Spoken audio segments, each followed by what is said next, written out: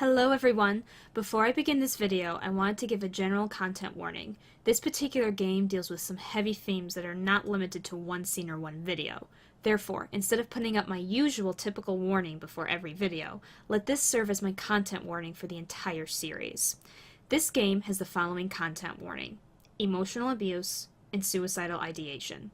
Thank you and enjoy the video. Hello everybody, this is Sarahscopic and you're watching an episode of a new Let's Play called Asphyxia. And you'll notice that I am here with a new buddy here today. Hey guys, I'm Eskalia of Checkpoint Radio. Currently, oh my god, terrified by this person on the screen.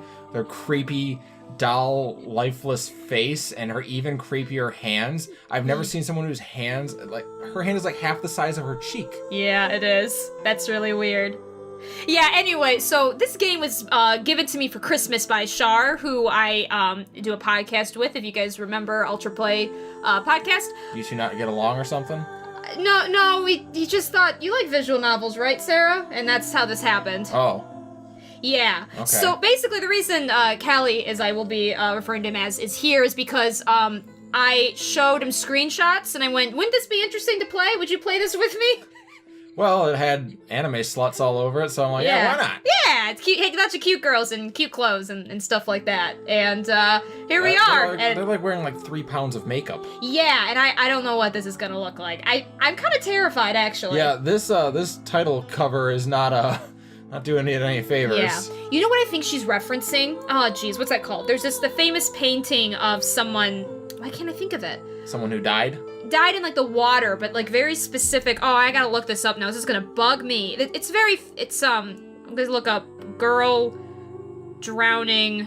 You're gonna get a lot of stuff you're not happy about. I know, but it's a painting. It's a, oh jeez, I'm gonna be really mad if I can't think of what this is. Yeah, it's this. It's referencing Ophelia. Oh. It's referencing Ophelia. Oh yeah, okay. Yeah, which Wow, so this is what passed for snuff before film. Interesting. Yeah, you know, I'm trying to remember what exactly. Yeah, just before. Yeah, it's in Hamlet. It's the scene in Hamlet where she drowns, and that's just how it looks. Well, let's see if there's more references to Hamlet. Yeah, I guess we probably should know more about that. Anyway, so we're gonna just get started and see how this goes. That's not a comforting sound at all. Oh, here we go. Cute girl number 1, Alexandra. Hi, Alexandra. Okay, how do you want to do this? Do you want to split up characters? Yeah, we can split characters. Okay. That's fine. Sure. I'll I guess do this one. Ah, how kind of you to finally grace us with your presence, Miss Coleridge. Coleridge. I looked like color. So I got Coleridge. confused. That's what I thought. Coleridge. She seems like a jerk. Samantha made a vague I don't know how you would. You want to read? Oh, is this narration? Narration, yeah. Oh, okay. Samantha made a vague murmur of assent as she slunk onto the couch, head bowed, trying to avoid the eyes of her peers. How long had they been waiting for her, anyway? Miss Pope's tone made it sound as though it had been hours upon hours, but Samantha knew that couldn't be right. Oh, dear. Sure, she had woken up a little late. Try 20 minutes late. Oh, Am I right? Okay. Yeah. But she had dressed as quickly as she could, to the point where it caused her genuine physical harm. Well, I guess if you have to put on these fancy clothes in, like, 5 minutes and that amount of makeup, I guess it would cause you physical harm. Yeah, when you wrap your breasts, too. Jeez, yeah, look at them. ow. Well, I mean, they could be that small, you don't know. Flat as a board, a carpenter's dream. Oh my gosh, you're terrible. Some people are that flat, okay? I'm just saying. And no. It was all because of her socks. It was almost always because of her socks. Damn you, socks! What? The stupid things were a lethal hazard. I mean, I guess so, if you're... Not if you sit when you put them on. Yeah, seriously. Like, who stands up and puts socks on? I don't know, monsters. I guess. Don't do that, folks. It's bad for you.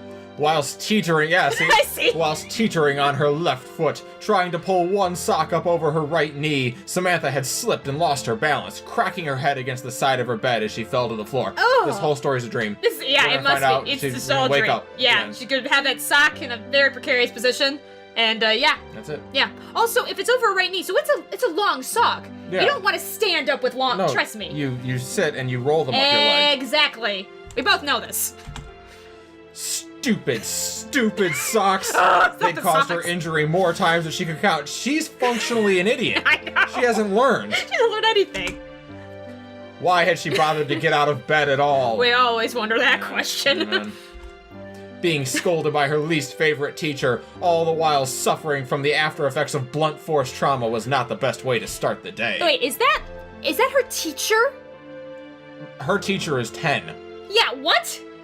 Okay. Or maybe it's a friend of hers? I can't tell. Or not a friend, a peer? I don't know. I guess we'll find out.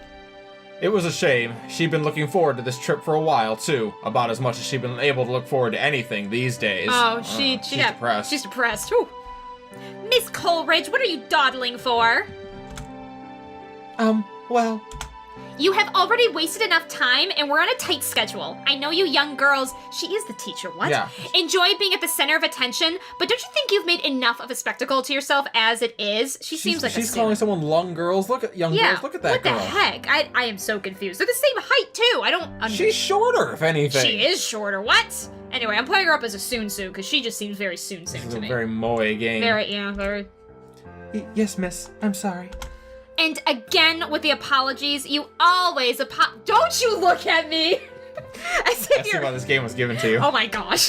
As if your apologies mean anything when you make them so often. Oh great, my greatest fear. Why I try not to say sorry so much and then it fails anyway. We're gonna say she's sorry in 3, 2, 1. I'm sorry? That was funny. You're just proving my point. Samantha stared resolutely at the floor. She didn't want Miss Pope to know what she was She didn't want Miss Pope to know she was blushing. Oh. She didn't want to give her the satisfaction. Oh, I see. I think she does want to give her the satisfaction, and that's the problem. Yeah, oof. It was strange just how much hatred Miss Pope was capable of exuding, particularly given she was so small. Oh, so that is... At least they recognize it. At least they recognize it. It's just that... Are we going to be able to get in her... I was going to say pants, but now I say dress? In her dress? Oh, Stockings? I think so, yes. How could a person so tiny, almost elfin in their appearance, possess so much contempt towards their fellow man? I resent that statement. I do not possess that much contempt. That is a stereotype. Small little ball of anger. That's a stereotype of short people. But maybe that was the reason why Miss Pope was so perpetually grumpy. That's why I'm grumpy every day. Because you're short? Yes. Samantha had suspected for a while now that her teacher had a chip on her shoulder about her childish appearance, a chip so large it was nearing the size of the Amazon rainforest. Jeez! That is not a good joke or reference. Yeah, what? Nice analogy. Nice analogy. Samantha had never asked because she knew doing so would be tantamount to suicide, but she got the feeling Miss Pope had been bullied a lot as a child. Woo! Yeah. So last week. Yes, exactly. I'll try not to be late anymore. Rather, I have been trying.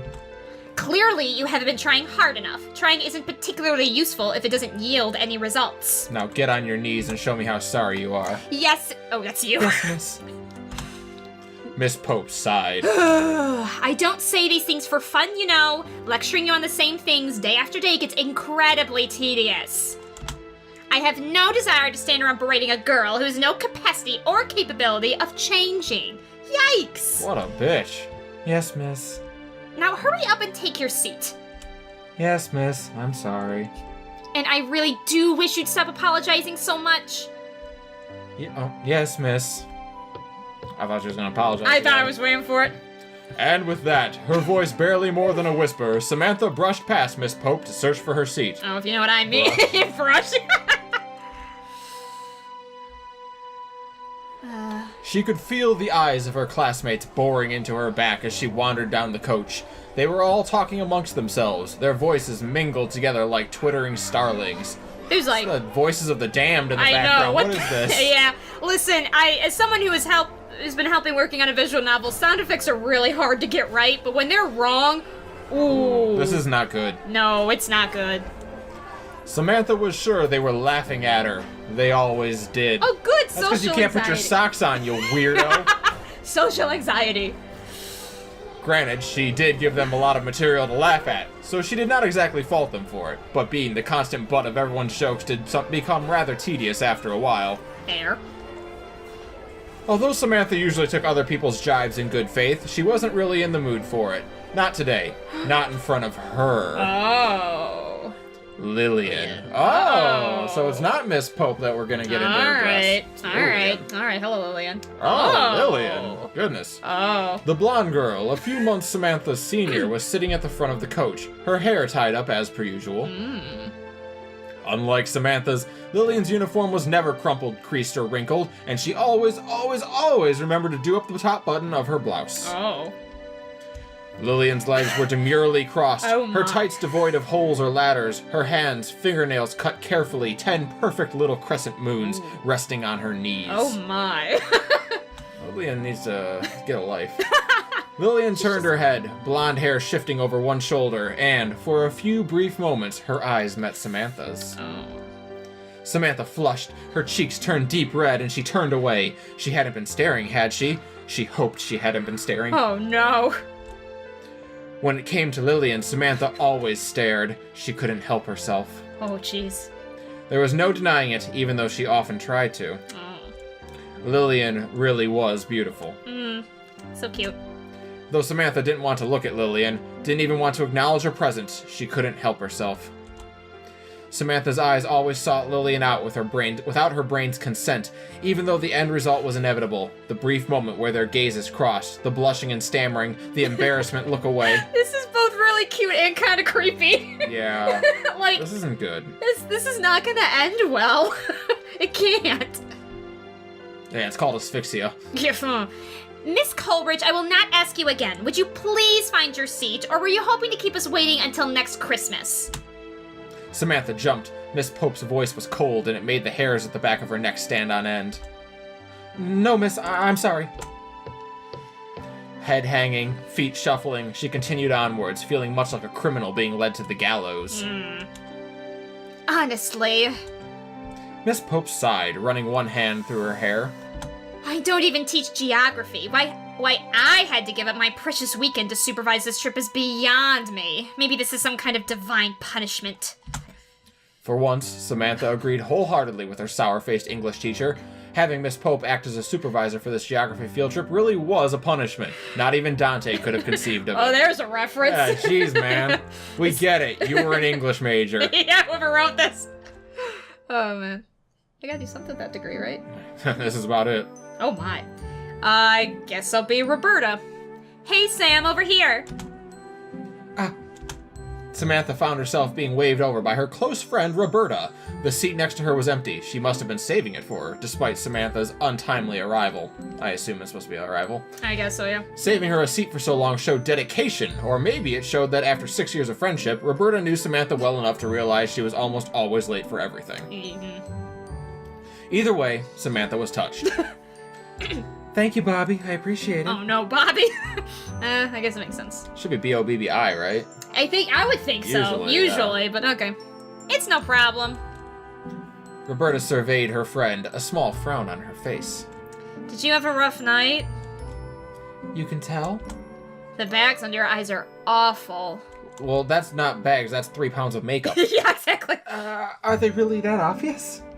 They really are. You'd have to be blind not to spot them. Yikes, be nice at What a least. bitch, damn. Thanks, and I tried so hard to hide them, too. Aside. I guess I did a pretty lousy job. Aw. Samantha had never been very good at makeup, which is why she rarely bothered. Bullshit. Right? China doll look. She often wondered if her lack of makeup know-how was her mother's fault. Wasn't it the job of the mother to teach their daughter all the tricks of the trade when it came to lipstick, eyeliner, and eyeshadow? Not my mother! I love you, Mom, but you hated makeup, and you would apply it for dance, which was great, but then I kind of had to learn by myself, and Yeah. I'm not that good at it either. I can do stage makeup okay. I can't... Well, I'm on Samantha's side. I don't wear makeup on a daily basis, and so... I wear makeup a lot. But it was all self-taught, so yeah, my mom certainly wasn't teaching me. Yay! But now they have YouTube videos for that stuff. Thank God. Oh! But Samantha's mother had never had the time. She was too busy. Oh dear, a mother complex. Much, much too busy to spend time with her daughter. Oh! Ugh. Oh. Do you want to borrow any of my makeup? No, it's alright. I think it's too early in the morning for that. Don't you want to apply makeup early in the day? When do you apply your makeup? Yeah, before I have to go anywhere. Samantha couldn't apply eyeliner worth a damn before standing before a full-length mirror, so the prospect of her being able to do successfully on a moving bus with only Roberta's handheld compact for reference was laughable. That is fair. You probably should have used that excuse instead. That is a long sentence. That's a very long sentence. Oh well, suit yourself. You can tell me if you change your mind, though. And pay $1.99 for the makeup DLC. Exactly. By the way, you cut your hair last night, didn't you? Oh, yes, I did. Samantha fingered a lock of her newly shorn hair, twisting it about one finger. She did a pretty good job, considering it was cut by Yeah, herself. Wow, jeez. thanks. Maybe this had been a mistake. Although her hair was not short, just past her shoulders, it was still too short for comfort, and she couldn't hide behind it as successfully as once she'd been able to. It left her feeling unpleasantly exposed, which only amplified the feeling of her fellow classmates' derisive stares. Samantha had never intended to cut her hair this short. She hadn't intended to cut it at all, not until yesterday. Uh-oh. If you need me to take off reading, let me know. Looking back on it, she hadn't really been in her right mind. Maybe she should have slept on it. Yeah, uh-oh. Usually when a woman needs to cut her hair, it's usually pretty major change in something. Well, and if they're doing it themselves, not in the right state of mind, that's Yeah. a pretty common trope for the post-rape sequence. Ew. So, let's hope that's not where this is going. Do you think it looks nice? It's different, I'll say that much. Ouch. I take that as a no, then. She looks cute! It's not a no exactly, it's just, Roberta hemmed and hawed judiciously, coiling a strand of her own hair around one finger. It looks funny. The ends are all different lengths. I mean, So it really does look bad. well, It's alright, you don't need to try and spare my feelings. Even if you don't tell me it looks bad, I'm sure somebody else will at some point. I'd rather hear it from a friend first. jeez. It wouldn't look too bad if you had the ends straightened out, I suppose. At the moment, I'm just struggling to understand why. Why what? Why you cut it yourself. There are people you can pay to do that, proper professionals. And if you really absolutely had to do it yourself, couldn't you have gone to a salon afterwards so they could trim it for you? Of course, Roberta would offer a sensible solution. Roberta always offered sensible solutions. God, What an awful friend. Yeah. I suppose that would make sense, yes. I didn't really think of it, though. Or think it through. Uh-oh. You've always been impulsive, haven't you? It wasn't impulsive, not really. I was thinking about cutting it for a while. Yesterday just seemed like the right time. Uh-oh. It seems like the right time, even though you knew we were going on our geography field trip today. That you were going to be sitting on a coach filled with your peers, all of whom will be judging you, for hours. Well, you know I enjoy being at the center of attention, my dear Roberta. Miss Pope said it herself. Doesn't this seem characteristic of one as vain as I? Samantha tried to rebuff Roberta's query with a dry quip. We get it, you're an English major. Right? But Roberta knew Samantha too well to be taken in. Rather than smiling as Samantha had hoped, she instead frowned, her eyebrows furrowing. I get the feeling there's something you're not telling me. Well, I don't need to tell you everything. You're not my mother. Jeez, this is getting... No, I'm just your best friend. Yeah. Alright, fine, I'll be quiet. You don't need to bite my head off, though. I was only offering you my opinion, which you did ask for, don't forget. Samantha let her head hang, her fringe, the only part of her hair untouched by her merciless assault last night, obscuring her eyes. I know, I'm sorry, Bobby. I didn't mean to snap at you. I'm just tired. Roberta sniffed. Sometimes I think you don't appreciate just how much I have to put up with, Sam. Oh, wow, this... Jeez, Roberta. Look at that face. I know, but look at that face, that though. pouty face. So I don't know if she means... I guess let me try it more sarcastically. Sometimes I think you don't appreciate just how much I have to put up with, Sam. I know, I'm sorry.